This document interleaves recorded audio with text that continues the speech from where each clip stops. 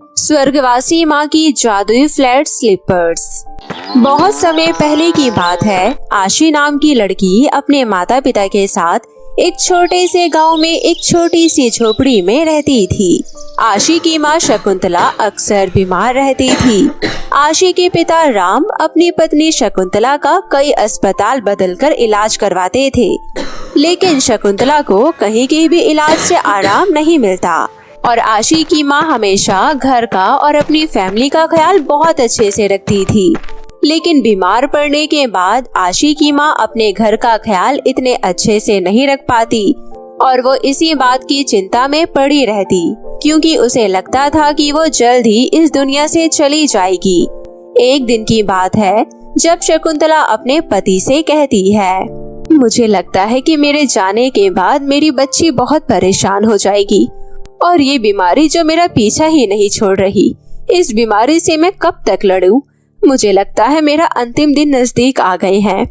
मेरे जाने के बाद मेरी बेटी का ख्याल रखना और हो सके तो दूसरी शादी कर लेना, ताकि वो औरत मेरी बेटी को अपनी बेटी की तरह ख्याल रख सके शकुंतला, तुम बहकी बहकी बातें मत करो। तुम हमें छोड़कर कहीं नहीं जा रही और मैं पूरी कोशिश करूंगा कि मैं तुम्हारा इलाज करवा सकूं। मैं दिन में 2 जगह काम कर रहा हूं ताकि मैं तुम्हारा ढंग से इलाज करवा सकूं। कुछ दिनों बाद शकुंतला इस दुनिया से चली जाती है और अपनी बेटी और अपने पति को अकेला छोड़ जाती है। 2 महीने बाद जिस वजह से शकुंतला की माँ राम के घर आती है और कहती है, जीते रहो बेटा, मुझे यकीन है कि तुम मेरी नातिन का अच्छे से ख्याल रख रहे होंगे। जी सासू माँ, मैं पूरा ख्याल रख रहा हूँ, लेकिन काम के सिलसिले से कभी कभार मुझे बाहर जाना पड़ता है और घर में अपनी बेटी को खिला पिला सकूं, इसलिए काम करना भी जरूरी है। बेटा, मुझे लगता है कि तुम्हें दूसरी शादी कर लेनी चाहिए। मेरी नातिन का ख्याल तुम कब तक ऐसे रखोगे? मेरी बेटी इस दुनिया से चली गई, लेकिन मेरी नातिन कुछ दिनों बाद जब बड़ी होगी तो वो ऐसे घर में अकेले कैसे रहेगी? जवान बेटी अकेले घर में तुम कैसे छोड़कर जा सकते हो? इसलिए मेरी बात मानो, तुम दूसरी शादी कर लो। सासू माँ, मैं शकुंतला के अलावा किसी और के बारे में कभी सोच भी नहीं सकता और मैं अपनी बेटी को किसी और के हवाले कैसे कर दूं? कोई और औरत मेरी बेटी का ख्याल रखेगी भी या नहीं? आप तो आजकल का जमाना जानती है ना। राम जैसे तैसे अपनी सासू माँ को मना कर देता है, लेकिन घर की कंडीशन देखकर राम को कुछ दिनों बाद एहसास होता है कि सच में आशी के लिए एक माँ का होना बेहद जरूरी है, क्योंकि आशी अब समय के साथ साथ बड़ी हो रही होती है और उसे अपने लिए एक माँ की जरूरत होती है। इसलिए राम सबकी बात समझता है और दूसरी शादी के लिए तैयार हो जाता है और सभी रीति रिवाज के साथ राम ममता नाम की एक औरत से शादी कर लेता है। आशी अभी बहुत छोटी थी, जिसे सौतेली माँ और ये सब बातों का कुछ भी नहीं पता था, जिस वजह से वो खुशी खुशी अपनी माँ को स्वीकार कर लेती है। ममता स्वभाव की बहुत तेज औरत थी और बहुत घमंडी भी थी। ममता हमेशा ही राम के सामने आशी को बहुत लाड प्यार करती और जब राम काम के सिलसिले से गांव से बाहर जाता था तो ममता अपना जाहिल रूप अपनी सौतेली बेटी आशी को दिखाती थी। पूरे घर में झाड़ू पोछा करवाती और बर्तन धुलवाती और कपड़े धुलवाती। आशी अपनी सौतेली माँ के इस व्यवहार से बहुत ज्यादा परेशान थी, लेकिन वो ये बात अपने पिता से नहीं कह सकती थी, क्योंकि ममता हमेशा उसे डरा धमका कर रखती थी। राम अपनी पत्नी ममता से बहुत खुश था, क्योंकि ममता हमेशा ही उसे अपना दूसरा चेहरा दिखाती थी। राम ममता के साथ खुश था, जिस वजह से कुछ समय बाद ममता की भी कोख भर जाती है और वो एक बच्ची को जन्म देती है। ममता के घर में बेटी पैदा होती है। ममता उसका नाम मोनिका रखती है। वक्त के साथ साथ ममता अपनी बेटी का बहुत ख्याल रखती है और धीरे धीरे मोनिका भी बड़ी होती है। मोनिका और आशी मिलकर साथ में खेलते हैं और आशी अपनी छोटी बहन मोनिका का बहुत ख्याल रखती है। मोनिका बड़ी होती है तो वो अपनी माँ की तरह बिगड़ैल, घमंडी और गुस्सैल निकलती है। वहीं वक्त के साथ साथ आशी हर तरीके से समझदार और होशियार हो जाती है। आशी समझदार और होशियार होने के साथ साथ सुंदर भी दिखती है, लेकिन मोनिका अपनी बड़ी बहन की जरा भी इज्जत नहीं करती और बहुत ज्यादा लापरवाह होती है। आशी घर के पैसे को बचाती और संभालती है, लेकिन मोनिका घर के पैसे को पानी की तरह बहा देती है। रोजाना नए नए कपड़े खरीदना, अपनी माँ के साथ महंगा महंगा खाना खाना, ये सब मोनिका को बहुत पसंद था। रोजाना आशी पर काम का बोझ होता। दूसरी तरफ मोनिका और ममता बैठकर आराम फरमाते और पूरा दिन आशी काम निपटाती और रात को रूखी सूखी रोटियां खाकर सोती। एक दिन की बात है, जब पानी सर से ऊपर निकल जाता है तो आशी अपने पिता को सारी बात बताती है और ये सारी बातें सुनकर राम को एहसास होता है कि काश वो दूसरी शादी ना करता तो उसकी बेटी की जिंदगी बर्बाद ना होती। एक दिन पूरे गांव में अनाउंसमेंट होती है। सुनो सुनो सुनो, गांव में मॉडलिंग कंपटीशन होने जा रहा है। सभी गांव वालों को ये स्पीकर पर इसलिए बताया जा रहा है ताकि घर में रह रही बेटियां इसमें पार्टिसिपेट कर सके और सबके पास ये खबर पहुंच सके। इसलिए आप सबकी बेटियां अगर इसमें पार्टिसिपेट करना चाहती हैं तो आप सब 2 दिन बाद इसमें अपना नाम रजिस्टर करवा दे और इसमें पार्टिसिपेट कर ले। जीतने वाले को 10,000 रुपए नगद मिलेंगे और कंपनी उसे चुनकर अपने साथ मॉडलिंग का काम करवाएंगी। अरे वाह बेटा, तूने बात सुनी? मैंने तो अभी खिड़की पर ये बात सुनी और तुझे मॉडल बनता हुआ देख भी लिया। पास में खड़ा हुआ राम ये सब बातें सुनता है और अपनी बेटी को बोलता है, आशी, तुम चाहो तो इसमें पार्टिसिपेट कर सकती हो, मैं तुम्हें पूरा सपोर्ट करूंगा और तो और मैं तुम्हें अच्छी से अच्छी ड्रेस भी दिलवाऊंगा। माँ, मैं पार्टिसिपेट करना चाहती हूँ और मेरे अलावा इस कंपटीशन में कोई नहीं जीत सकता। मैं इस कंपटीशन में जीतने के लिए जी जान लगा दूंगी। 4 स्टेज होंगी जिसमें सभी अपना अपना टैलेंट दिखाएंगे। अरे वाह मोनिका, कितना अच्छा लगेगा ना कि जब हम दोनों बहनें कंपटीशन में साथ में आगे बढ़ते चले जाएंगे और जीत कर आएंगे। इस जीत की खुशी मैं अकेली ही मनाना चाहती हूँ। मैं तुम्हें अपने साथ कहीं नहीं ले जाना चाहती और न ही तुम्हारी इसमें जीत होगी। अपनी शक्ल देखी है, बिल्कुल नौकरानी जैसी, और हालत तो देखो, सच में नौकरानी हो तुम। बेटा मोनिका, क्या तुम्हें यही संस्कार दिए हैं कि तुम अपनी बड़ी बहन से इस तरीके से बात करो? राम और काशी अपने कमरे में जाते हैं और तभी राम अपनी बेटी से माफी मांगता है और कहता है, बेटा, इन सब बातों के लिए मुझे माफ कर दे। मैंने तो तेरे लिए एक माँ ढूंढी थी, लेकिन मुझे क्या पता था कि ये जाहिल औरत हमारे पल्ले पड़ जाएगी। और फिर मोनिका तो हद पार कर देती है। उसकी बातों के लिए मैं तुमसे माफी मांगता हूँ। पिताजी, आपको परेशान होने की जरूरत नहीं है। आपके पीछे से सौतेली माँ ने अपनी बेटी के साथ मिलकर मुझे बहुत सताया है और मैंने उनके हर अत्याचार को चुपचाप सहन कर लिया। लेकिन जब पानी सर से ऊपर हो गया तो मैंने आपको सब कुछ बता दिया। लेकिन कोई बात नहीं पिताजी, जो अच्छा करता है उसके साथ अच्छा होता है और जो बुरा करता है उसके साथ बुरा ही होता है। काश हमारे साथ हमारी माँ होती तो आज वो हमें इस अत्याचार से बचा लेती ना ये औरत हमारे घर आती, ना हमारे ऊपर ऐसे अत्याचार होते। बेटा, तेरी माँ तो हमें छोड़कर चली गई, लेकिन तू चिंता मत कर, मैं तेरे लिए माँ और बाप दोनों का रोल निभाऊंगा। दोनों बाप बेटी को ऐसी बातें करता हुआ देखकर कमरे में लटकी हुई स्वर्गवासी माँ की फोटो में से आवाज आती है, मेरी प्यारी बेटी और मेरे प्यारे पति मुझे याद करे और मैं ना आऊं, ऐसा हो सकता है भला? राम, आज हमारी बेटी परेशान है तो सिर्फ उस सौतेली माँ की वजह से और उसकी पागल बेटी की वजह से। लेकिन मैंने तुम्हारी सारी बातें सुनी और तुम्हें दर्द में देखकर मुझसे रहा नहीं गया, इसलिए मैं यहाँ पर आई हूँ और मैं अपनी बेटी को इस कंपटीशन में जीतता हुआ देखना चाहती हूँ। मेरे पास एक बहुत अच्छी चीज है तुम्हें देने के लिए। माँ, मुझे कुछ नहीं चाहिए। आप अगर हमारे पास वापस आ सकती हो तो आप हमारे पास वापस आ जाओ, क्योंकि मेरे लिए आपसे अच्छा उपहार कुछ नहीं हो सकता। अरे बेटा, कैसी बातें कर रही हो? मैं तुम्हारे पास तो नहीं आ सकती, लेकिन मैं तुम्हारी मदद कर सकती हूँ। ये लो, ये जादुई फ्लैट स्लीपर्स है। इसे पहनते ही तुम सुंदर परी की तरह दिखने लगोगी और तुम इस कंपटीशन में सबसे अलग हटकर दिखोगी और तुम ही जीतोगी, ये मेरा तुमसे वादा है। जैसे ही आशी जादुई फ्लैट स्लीपर्स पहनती है, आशी की वेशभूषा बदल जाती है और वो सुंदर परी की तरह दिखने लगती है। यहाँ कंपटीशन का दिन भी आ जाता है और दूसरी तरफ मोनिका अपनी माँ के साथ सारी तैयारी करके उस कंपटीशन में पहुँच जाती है। मेरा आशीर्वाद तेरे साथ है बेटी और तू जीत कर आएगी, ये मुझे यकीन है।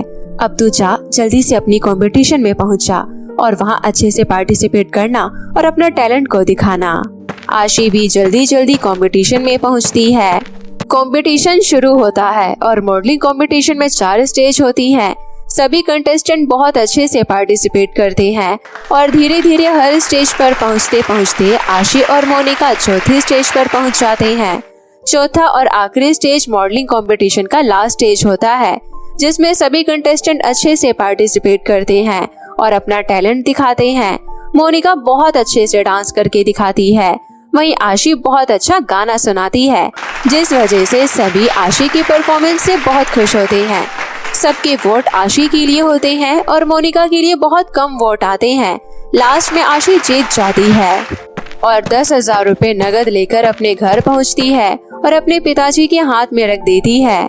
पिताजी, आपने इस गरीबी में हमारा बहुत साथ दिया है और मेरी माँ ने मुझे अपने आशीर्वाद से इतनी हिम्मत और ताकत दी कि आज मैं इस मॉडलिंग कंपटीशन में अच्छे से परफॉर्मेंस देकर जीतकर ये पैसे लाई हूँ। ये कैश प्राइज के हकदार आप हैं और मुझे गर्व है कि आप मेरे पिताजी हैं।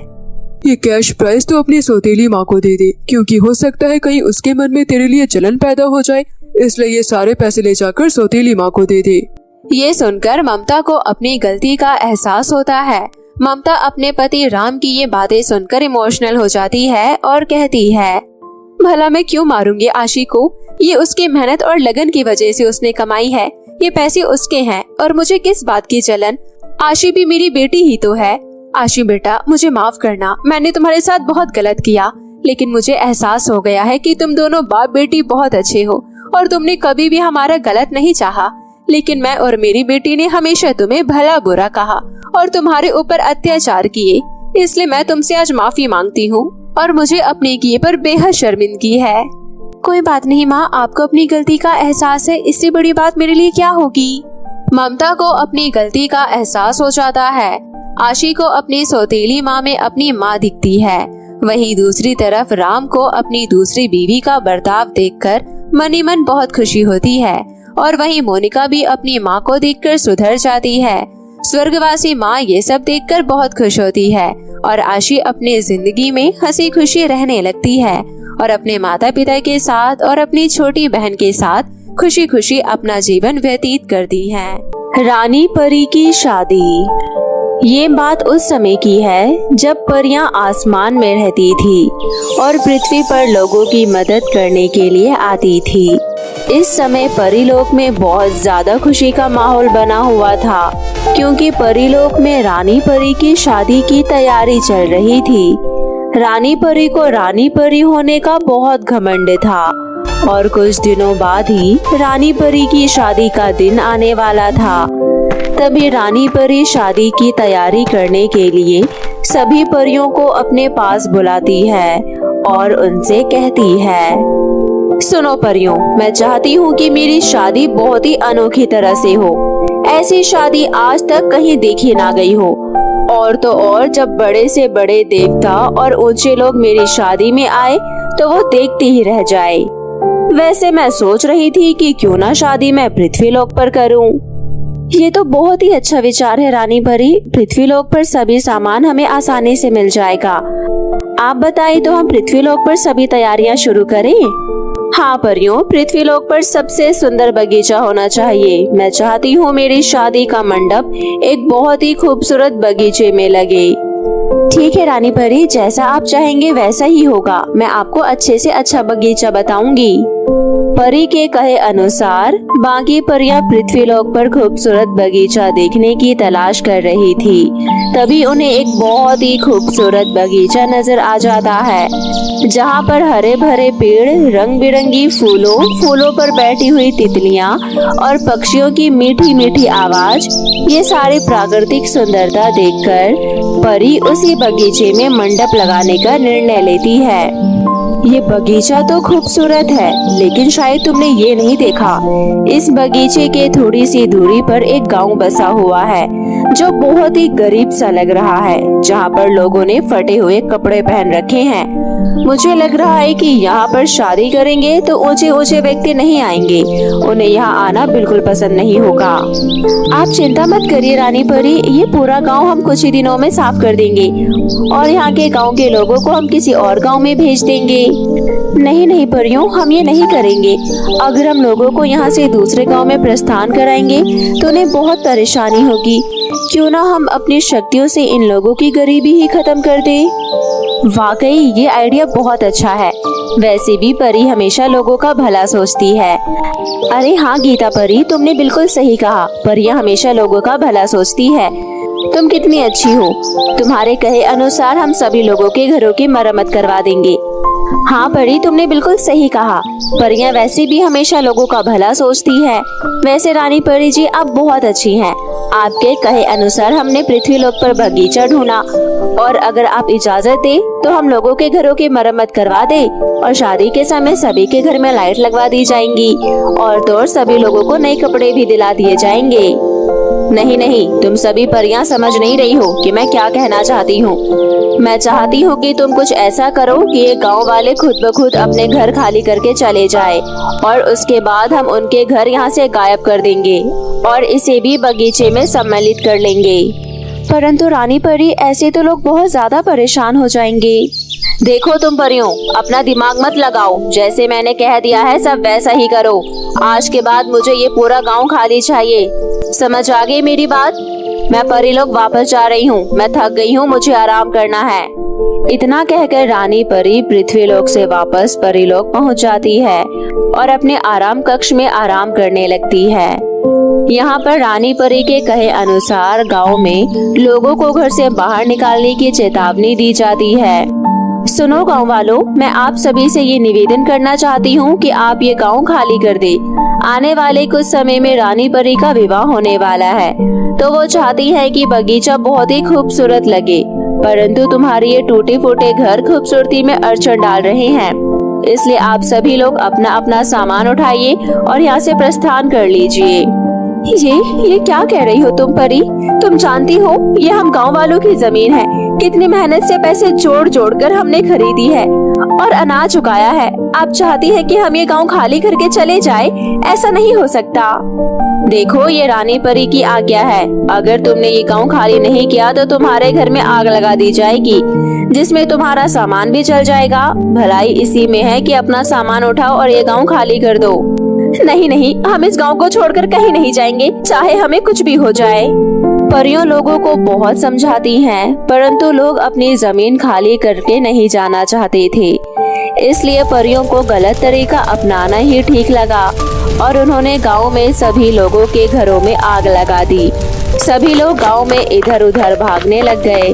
अब गांव वाले बहुत परेशान हो गए थे। आखिर परियों के अलावा उनकी रक्षा कौन करता? गांव के लोगों के पास अब और कोई चारा नहीं था। उन्हें परियों का गुलाम बनना पड़ा। सुनो गांव वालों, मेरी बात बहुत ध्यान से सुनो और अच्छे से समझ लेना। आने वाले कुछ दिनों में रानी परी की शादी है और हम चाहते हैं रानी परी की शादी की तैयारियां बहुत अच्छे से हो। वो सारी तैयारी तुम ही लोगों को करनी है। अगर कोई भी गड़बड़ हुई तो उसे अपनी जान गंवानी होगी, समझ गए?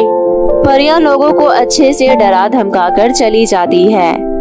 ऐसे ही पल में पूरा गांव बदल जाता है और सभी लोग बेघर हो जाते हैं। गांव वालों को अपनी ये हालत देखकर बहुत दुख होता है। बहुत देर तक रोने के बाद वो अब परी की शादी की तैयारी करने लगते हैं और मंडप सजाने लगते हैं। रानी परी और बाकी परियां परीलोक में आराम करती हैं और वहां से सब कुछ देखती रहती हैं। सभी गांव वालों ने मिलकर एक बहुत ही खूबसूरत सा मंडप तैयार कर दिया था।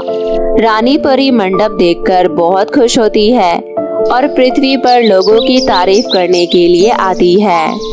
अरे वाह, तुम लोगों ने तो कमाल ही कर दिया। इतना सुंदर मंडप मैं आज तक पहले कभी नहीं देखी। मैं तुम्हारे काम से बहुत खुश हुई हूँ, परंतु तुम्हें इसी तरह आगे भी काम करना है। अगर मेरी शादी अच्छे से हो गई तो मैं सब कुछ पहले जैसा कर दूंगी, परंतु तब तक तुम लोगों को बहुत मेहनत करनी होगी, समझ गए? इसी तरह कुछ दिन बीत जाते हैं और शादी की सभी तैयारियां हो जाती है। रानी परी की शादी का दिन आ जाता है और बारात आने वाली होती है।